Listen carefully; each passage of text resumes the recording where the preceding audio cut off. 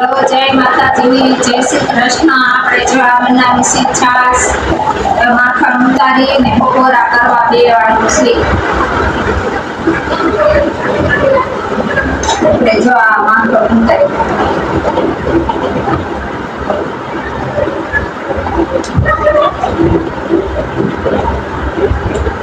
આ માખણ કાનાને ધરાવવાનું અને પછી આપણે પકોડા કરવા દેવાનું છે.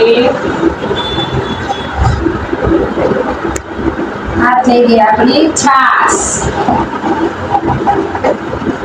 છે ચણાની દાળ, પછી ગોળ, માખણ, લોટ ભરેલા મરચા, આ છે આપણી રોટલી ગરમા ગરમ. અમારે ટિફિન થઈ ગયું હોય એટલે શાક તો સવારમાં બનાવી નાખીએ, અત્યારે ખાલી રોટલી કરવાની હોય. ના સાંજના લોટ ભરેલા મરચા છે એ અત્યારે ખાવાના, નાખી ન દેવાય. વિડીયો ગમ્યો હોય તો લાઈક કરજો, શેર કરજો અને ફોલો કરજો. જય માતાજી, જય શ્રી કૃષ્ણ.